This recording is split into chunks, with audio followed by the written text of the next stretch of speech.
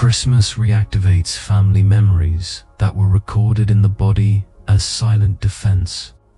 The sacrum locks, the pelvis compresses, the breath shortens for no apparent reason when you merely imagine the full house.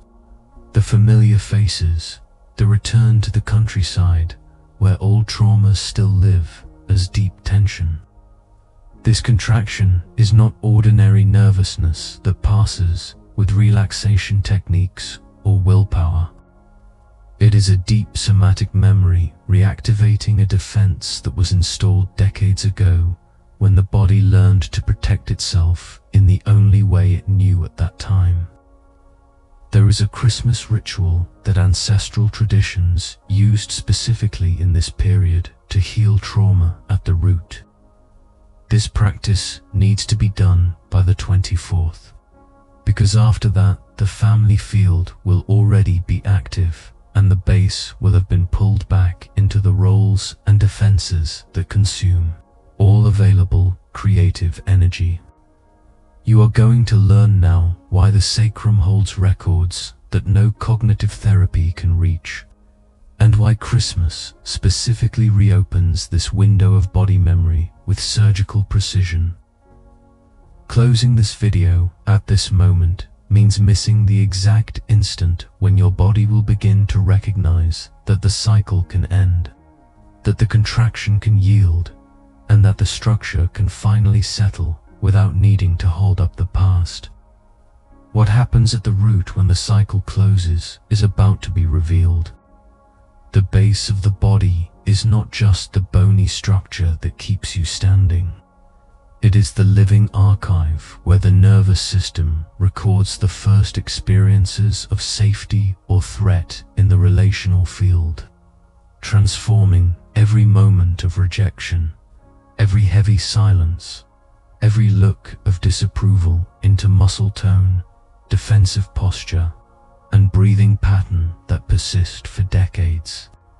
When a child learns that crying produces abandonment, that asking for attention provokes irritation, that expressing need creates distance, the body does not merely register the information. It reorganizes the root to contain the impulse before it reaches the surface, installing a deep rigidity that becomes the very structure of survival. Ancient somatic traditions recognized the pelvic region as the cauldron where undigested emotions turn into physical density. Mystery schools taught that the base of the body literally carries the weight of what was not felt, of what could not be expressed, of what had to be swallowed to preserve the bond. This wisdom did not come from theory, but from direct observation of how chronic emotional containment hardens the sacrum, locks the pelvis, and creates a rigid root that prevents vital flow from circulating freely through the body. What these traditions perceived intuitively, polyvagal theory now describes with neurophysiological precision. Cues of danger and safety are encoded in the autonomic nervous system as an automatic response that fires before any conscious thought. Physical presence in the family field where the trauma formed reactivates this defensive map at a speed the mind cannot keep up with. The body recognizes the tone of voice, the demanding look, the silent dynamics of old roles, and immediately activates the same protection it used 20, 30, 40 years ago. Neuroscience has discovered that intense relational contexts increase activation of the limbic system and reopen windows of neural plasticity, making the body temporarily return to the permeable state of childhood. This discovery reveals why Christmas does not merely remember the past, but recreates in the body the same autonomic state from when the trauma was installed. The sacrum locks, the pelvis closes, the breath rises into the chest, and a constant sense of alert takes over, as if the old danger were happening now. The rigidity you feel when you think about Christmas is not weakness of character, nor a lack of forgiveness or emotional maturity. It is somatic memory asking for containment, as if the danger from 3 decades ago was still alive, as if letting the base go meant total collapse. There is someone who lived exactly this reactivation year after year until discovering how to use Christmas as a window of healing at the root, not of emotional exposure. What this person found will illuminate why the base holds what no cognitive therapy can reach. Deborah was 53 years old and worked as a pharmacist in a chain of drugstores in the suburbs of Melbourne. The routine was predictable, the days looked the same. But every month of November, something changed in her body before it changed on the calendar. Her sacrum began to lock weeks before Christmas. Her pelvis lost mobility. Her breath rose into her chest, and a growing irritability took over for no apparent reason.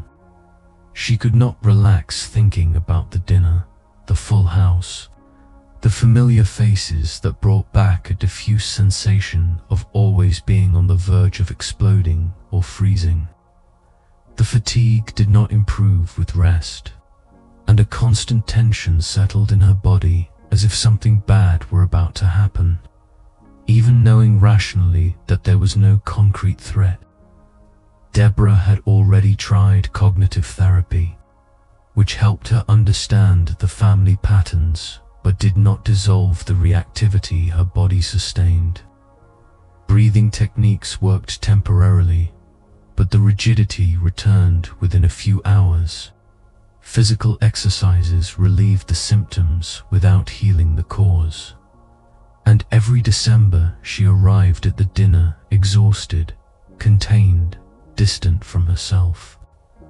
It was while researching Christmas traditions in ancient cultures that Deborah found an obscure reference in an anthropology book about closure practices at the winter solstice. The text mentioned that ancient peoples treated Christmas as a sacred time of healing at the root, not of superficial celebration. There was a specific ritual that had to be done by the 24th, before the family gathering, to dissolve traumatic memories stored in the sacrum through directed breathing, pelvic micromovements, and a bodily sealing gesture that closed old cycles. Deborah decided to try it on the night of December 22nd, alone in her bedroom, with the house still quiet. She lay down, brought her attention to the sacrum, and began to breathe consciously to the base, lengthening the exhale and allowing the air to descend to the pelvic floor. In the first minutes, nothing happened beyond mild discomfort and internal resistance. But then, for the first time in years, she felt something give. A light pulsing in the sacrum, a gentle warmth spreading through the pelvis, and the clear sensation that the rigidity was beginning to release. What Deborah discovered in that moment is the same thing your body is about to experience now. Breath is the only function of the body that moves between the automatic and the conscious. And for that reason, it serves as a direct bridge to reorganize what is locked at the root. When you direct the air consciously to the sacrum, you are sending chemical and mechanical signals to the nervous system that there is no imminent threat, that the base can release without collapsing.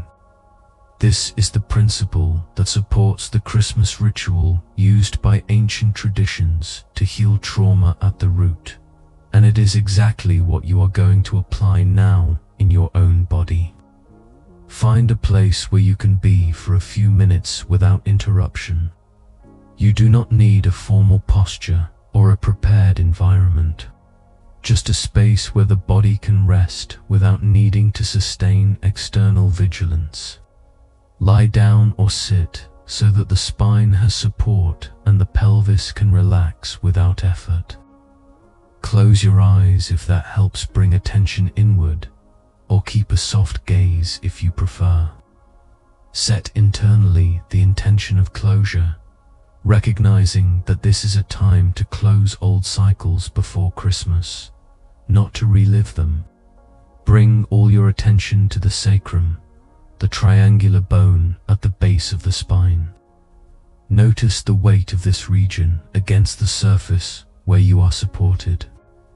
Note whether there is warmth or coolness, whether there is rigidity or mobility, whether there are microtremors or complete immobility.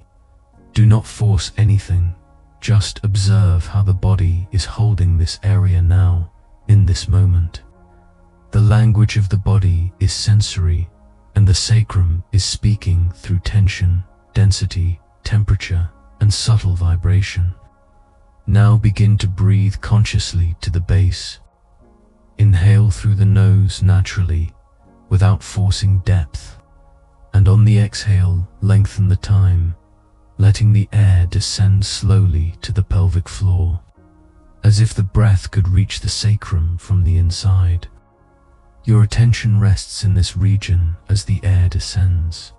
Repeat this for a few cycles, allowing each exhale to be a little longer than the previous one, without creating effort, only softness. The body begins to recognize that this lengthening on the way out is a signal of safety, not of danger. While keeping the breath directed, introduce pelvic micro-movements that are almost imperceptible. Minimal rocking of the sacrum forward and back, subtle rotations of the pelvis, adjustments so small that someone watching from the outside would not notice. These movements mimic the natural patterns of traumatic discharge the body uses when it is safe enough to complete survival responses that were interrupted. Do not force amplitude. Let the movement be born from the breath itself, like gentle waves rocking the base. Observe where changes begin to appear. It can be a reduction in lumbar compression, a gentle pelvic warmth that spreads. The breath descending without effort where there used to be a block, a release in the perineum that you did not even know was contracted. It can also be a fine tremor, an involuntary sigh, or simply the feeling that something dense is beginning to yield. All of these are valid responses of a body that is beginning to reorganize defense at the root. Before continuing with the next layer of the practice, there is something essential about Deborah that needs to be revealed now. Because what happened with her is exactly what is beginning to happen in your body in this moment. Deborah continued the ritual that night, breathing to the sacrum, allowing the micro movements, and for the first time in decades, felt the base of her body settle without needing to sustain alertness. What she understood in that moment did not come as a thought, but as direct bodily perception. The trauma did not need to be relived in detail, retold in therapy, or processed mentally. It needed to be reorganized at the root, where it had fixed itself as tone and posture, and the body knew how to do that on its own when it received the right signals of safety. 2 days later, at Christmas, Deborah arrived at the family house with her pelvis loose for the first time in years. The rigidity that always announced the dinner had yielded, and what used to trigger automatic reactivity now met presence. She was able to be at the table without locking her jaw, without shortening her breath, without feeling that she needed to defend herself from something invisible. The conflicts that usually exploded that day simply did not happen, because her body was no longer in chronic defense, seeking external validation for internal alert. The energy that had previously been consumed in containment began to circulate again, and in the days that followed, Deborah noticed a creativity and vitality she had not felt in a long time. What Deborah felt that night of December 22nd and confirmed on the 24th is exactly what you are beginning to notice now. The base yielding, the cycle closing, the somatic memory finding, reorganization without needing a mental narrative. Your body is doing the same work hers did, and the next layer of the ritual will seal this transformation so that it remains. Now that the base has begun to release through breath and micro-movements, it is time to seal what has been released. Place one hand over the lower belly, just below the navel, and the other hand behind, reaching the sacrum as best you can. If you cannot reach the sacrum directly, leave the hand on the lower back. What matters is creating a circuit of gentle containment between the front and the back of the pelvis, as if you are holding the base of the body from inside and outside. Maintain this touch while breathing naturally, without forcing rhythm or depth. Notice how this simple gesture informs the nervous system that the cycle has ended, that the body is safe, that it can integrate what has been released without going into defensive rebound.